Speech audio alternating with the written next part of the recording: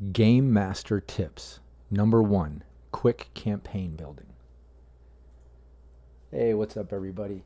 This episode of Game Master Tips is all about quick campaign building. So, if you're like me, maybe you're running, multiple teams weekly, ongoing, or you just have kind of a last minute campaign that you're going to start coming up in just a few days or something. Whatever it is, you don't have, weeks or months to plan out an elaborate campaign, and you don't want to just play where it feels like, each session is just a one shot. Maybe you just don't have the time in general. Maybe it's not a last minute game or anything like that, but maybe you have a full-time job and you still want to play, or you have family life, whatever it is. If you don't have the time and you still want to put together an ongoing campaign with some depth, this episode can help you. I've basically broken down 6 points that I use when I need to kind of throw together an ongoing campaign and make sure that it makes sense and it has depth and all that good stuff. So without chatting about it too much, let's just get right into it. Let's see here. So the first point is define the theme and the main plots. What I mean by that is, just like in a session 0, and make sure you check out the other episodes of Game Master Tips. I have one on session 0, one on available plots and all that kind of stuff. But just to kind of summarize it here, the first thing you want to do is decide on the theme and the main plot. So decide if you want it to be more combat based, more role playing, more dark and horror based, or more like drama, or maybe a crime solving or a mystery sort of theme. Whatever you want that to be, and it can be a combination of those. Just kind of define it, get an idea of the theme that you want, and then decide the main plot. Like I said, there's another video. I'm going to lay out all the different plot options, but just for the sake of this video, maybe you have to escort somebody somewhere. Maybe you have to go pull off an assassination. Maybe you have to retrieve a file or something for a corporation. There's so many options. For the sake of this, let's just say you have to get a file for a corporation you work for. So you've decided that it's going to involve a little bit of mystery, a little bit of action, and the team has to get a file and recover that for a corporation. So that's your first thing. Let's get to the next one. Define the locations. A lot of times I'll define the theme and plot, and then I'll figure out the locations based on what maps I have available. You might play in the mind's eye, in which case this is real easy for you. You just kind of decide, okay, cool, like they're going to pick up a file, I'm going to have it in an office building, or a secret lab or whatever. And in my case, like I have a secret lab map and I have an office building map. So I've decided, okay, cool, I can use those two locations. If there's anything else I want to add, I can do it, make it the mind's eye, or I can find another map. But for the sake of this, let's just say it's that mystery theme, it's that retrieve a file sort of theme and plot. And then your locations based on the maps you have a secret lab, so that's where you're going to put the file, and you've got an office building, so you're using those as your locations. Next point, you would go to define the key points, and by that I mean, okay, cool, I've got this file they have to get, and I'll make my little notes. Okay, that's in the secret lab, they got to get it. Then I have this map of an office building. What's a key point there that makes it relevant for them to be there, and they're motivated to be there? Well, they have to get the file. They don't know where it is. They've maybe heard from however they got the job, whether on a mercenary board, or maybe the corporation hired them, or a local fixer. Maybe they told them it's somewhere in a secret lab, but I'm not sure where it is.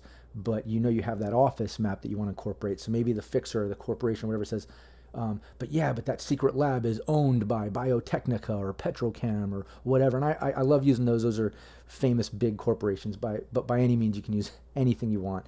But so that's what you do. You decide that, and then maybe that map, that office building is that corporation. And your team needs to, get to that corporation, and somewhere there, the key point is figuring out where the secret file is.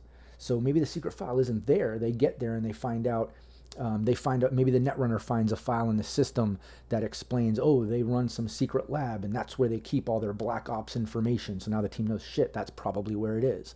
Or maybe they capture and interrogate the manager of that office building, and they extract information from him and he gives it up. He's like, fuck, we have a secret lab there. Leave me alone, leave me alive, just go there, something like that. So you basically define your key points once you have your locations. And keep in mind, you can switch those points. Sometimes I'll define the key points that I want to make in a game if I think of like a great storyline to go with my main plot and stuff, and I'm like, oh, these are the key points I want to interject into this plot or theme. In which case, then I'll reverse that, and step 3 will be define the locations. Then I'll, kind of try to make those key points make sense. So if I have those certain key points, I'm like, oh, I want them to interrogate it from a manager. Okay, well, I'm going to need an office building thing. Or maybe they catch the manager when he's out at a fancy restaurant with his coworkers or something, and, you find that map. So define the locations or define the key points. Those can be, either or number 2 or number 3, and that'll help you quickly knock out a campaign. Next step, I like to set the NPCs. So once you have all that stuff defined and everything's locked in 1 through 4 or 1 through 3, then go back into those locations and drop in your NPCs.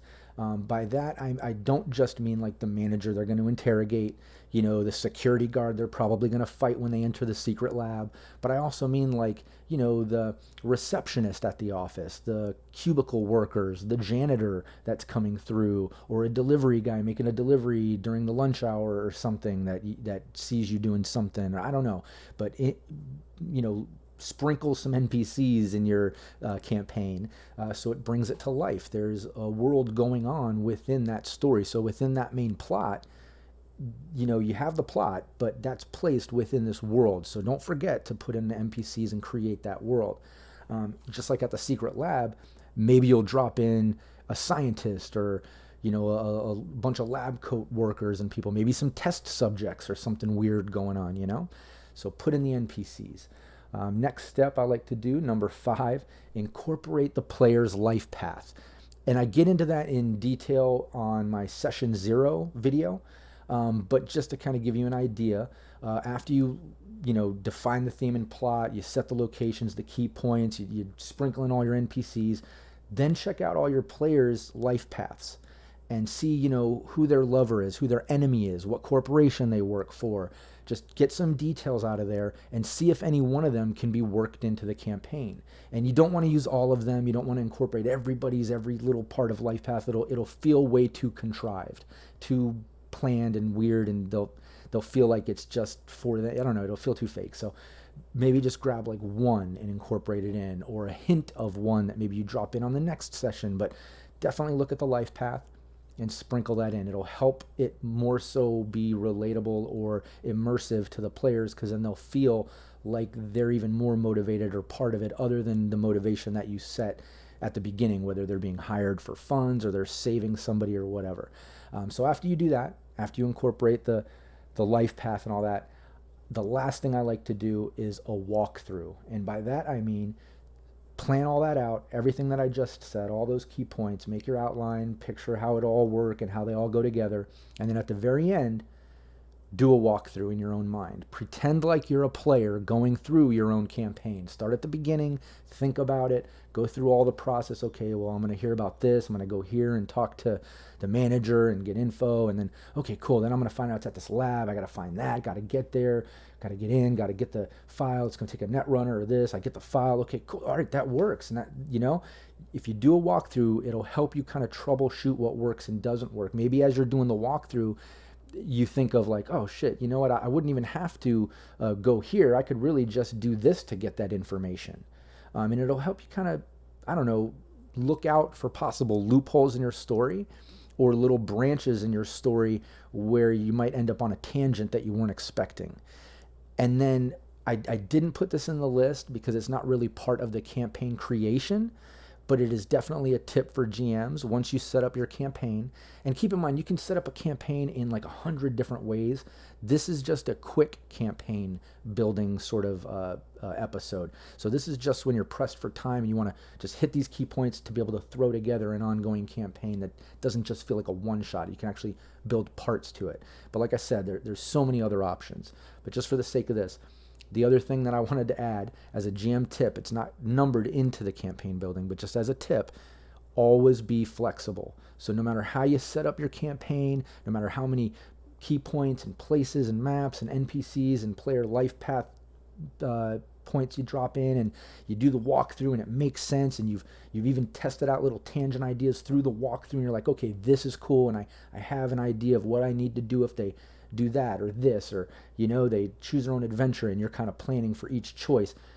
At the very end, don't forget, be flexible, because every good GM knows once you play, everything could completely change. Players are very, it's an open world and everyone is creative. No matter what you think of, somebody else can probably think of a different way to approach it or something else to it that you didn't think of. So like, just be flexible. As a good GM can kind of roll with the changes and the punches or whatever, and they'll build on it. I personally love when players start, questioning or thinking of things within my campaign that I didn't, or that I was like, oh shit, I didn't even think of that angle, and then I'll kind of like work that into the campaign, and it elaborates parts and it kind of expands on things I didn't even imagine. So be flexible and work with it. So if players throw a curveball at you, be flexible and learn to enjoy that and let it build the story. Don't let it hinder, or don't look at it like a roadblock, or, oh shit, that happened, let me just quickly shut that down and get back to my main plot, my main campaign, and this is how I wanted it to be. Don't be like that, because it'll feel very much like they don't have a choice and you're just telling them what to do. Be flexible, keep it an open world, and roll with the punches, and it'll be a successful campaign. But anyways, I just wanted to make this episode quick and sweet to basically give you the Game Master tips about quick campaign building. And I hope it was helpful. Write down those 6 points or memorize them. I guarantee if you go through that, it'll help you knock out some quick campaigns. Check back and look for other videos. I have ones on Life Path. I'm going to be putting out multiple videos about campaign building, not just quick ones, but more elaborate ones, more choices. I'm going to be bringing guests in to do the episodes with me, other game masters, so we can get other opinions and viewpoints. So yeah, check back, show some support. Check out the description. I'm going to drop some links in there to the podcast and group and other things. I would really love your support. All right, thanks guys. Take care.